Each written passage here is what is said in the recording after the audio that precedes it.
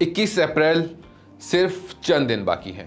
امریکہ اور ایران کے درمیان جنگ بندی ختم ہونے والی ہے اور سوال یہ ہے کیا ڈیل ہوگی یا خطہ ایک بار پھر جنگ کی طرف جائے گا۔ اب تک کے اشارے واضح ہیں، واشنگٹن اور تہران دونوں ڈیل چاہتے ہیں۔ امریکی قیادت پر امید ہے اور ایران بھی مذاکرات کی میز پر سنجیدہ دکھائی دے رہا ہے۔ تو مسئلہ کہاں ہے؟ اصل کھیل 3 بڑے نکات پر ہے۔ پہلا، ایران کا جوہری پروگرام۔ امریکہ چاہتا ہے کہ ایران یورینیم افزودگی روک دے یا محدود کرے۔ ایران تیار ہے مگر مکمل نہیں بلکہ وقتی معطلی کے لیے۔ دوسرا، آبنائے ہرمز، دنیا کی تیل سپلائی کا اہم راستہ۔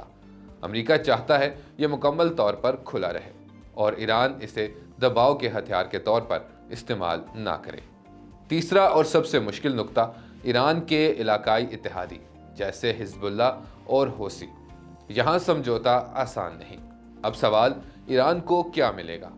جواب سادہ ہے، پابندیوں میں نرمی، اربوں ڈالر کے منجمد اثاثوں کی واپسی اور سب سے اہم، عالمی سطح پر ایک پروقار مقام۔ تو کیا گرینڈ ڈیل ممکن ہے؟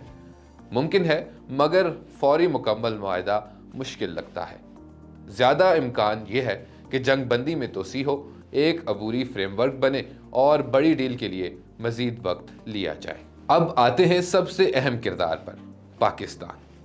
پاکستان اس وقت صرف میزبان نہیں بلکہ ثالث ہے۔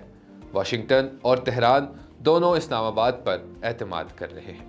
یہ پاکستان کے لیے ایک تاریخی موقع ہے، لیکن اصل سوال یہ ہے کیا پاکستان اس سفارتی کامیابی کو معاشی فائدے میں بدل پائے گا؟ کیونکہ عالمی سیاست میں تعریف نہیں، مفاد کام آتا ہے۔ آخر میں یہ ڈیل صرف امریکہ اور ایران کے درمیان نہیں بلکہ پورے مشرق وسطی کے مستقبل کا فیصلہ ہے اور اگلے چند دن فیصلہ کن ہونے والے ہیں۔ مزید خبروں اور اپڈیٹس کے لیے دیکھتے رہیے وی نیوز۔